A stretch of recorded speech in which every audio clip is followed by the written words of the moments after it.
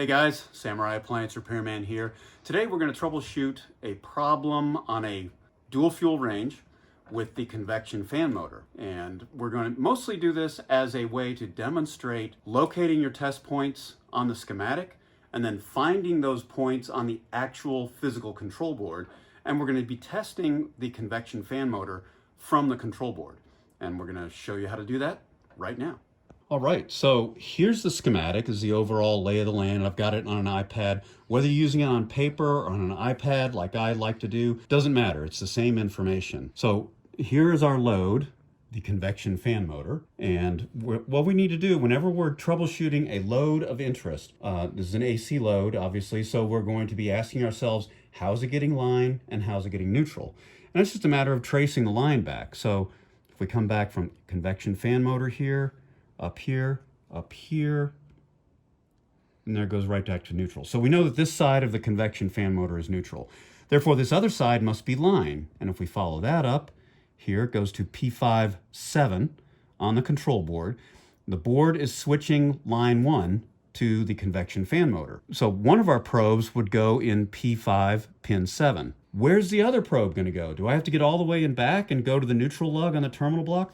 No, because neutral comes down here, but look, it keeps on going right here, comes over, up, over, and then we're going to come up here, follow that up without skipping a line, come up here to P5-7. This P5-7 is a neutral point. It's an unswitched neutral for the board. It's electrically identical to the neutral lug on the terminal block. On the terminal power connection lugs for the entire range. So one of our probes for neutral is going to go in P5-5. The other probe is going to go to P5-7. Between these 2 points, we have neutral and line. That's where we're going to be testing for the valid power supply to the convection fan motor. If you need to back up and see how I got neutral, feel free to do that. We're going to move on ahead.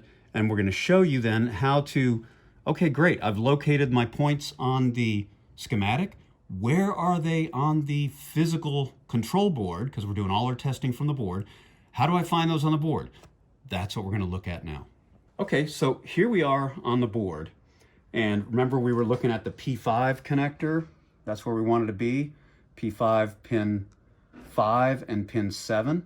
Okay, where are those on the board? I got all these wires connected to the board. What am I going to do? Well, you got to look closely. So for example, I don't know if you can see that and zoom in. There's a P5 right there. This whole bank of connectors is P5. Let's come over here to the schematic, and they actually show you that. There's 8, and then a gap, and then 6. And you notice the first 3 on this 8-pin connector are not used. So let's look over here. That's what we're looking at. These first 3 aren't used, and here's the rest on the 8-pin connector, and then here's our 6-pin connector. So the other thing to point out here on the schematic is, compared to how we're looking at the physical control board, the schematic, you would actually turn it around like this, because then we have our 6, 8, and then our individual connections for the big loads. Over here, 6, 8. This is an 8-pin, remember, with the first 3 blank, and then all of our individual connections here on the load, going to the various big loads, bake, broil, etc. So, so you can see what I'm doing, I'm going to put it like this temporarily. So now we're going to locate our points here. So remember, we wanted P5, 6, and 8. 1, 2, 3, which are not used. 4, 5, that's one of them. 6, 7, that's our other test point. And let's just make sure we got that. Let's come up here and look. I'm going to turn it, I'm going to flip it over so it's going to be oriented the same way as what we just saw on the board. And we got 1, 2, 3, which are blank. Come over here.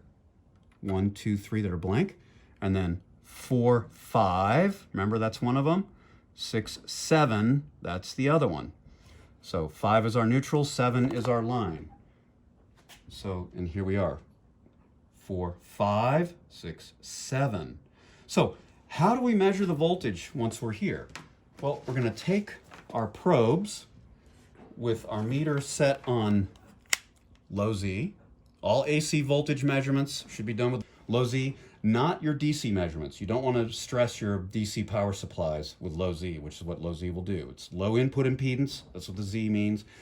For AC stuff, though, always use low Z to make sure you're not getting head faked by ghost voltage. I'm going to show you back probing. I'm going to back probe, just stick one probe in here in 5, and then stick the other one in here in 7. And here, right now, it's showing 0. What we're going to do, though, in order to get the board to energize the convection fan motor, we have to do convection bake. And let's just go 350. Start. And what do we have on our meter? We got our 120, our nominal 120. That's how you're checking the load. I don't have to pull the range all the way out. Getting to the control board is super easy. Just undo some plastic fittings. It flips right up. And I've got access to all my test points for all of my loads in the range. So that's back probing and locating your test points from the schematic to the actual physical test points on the board.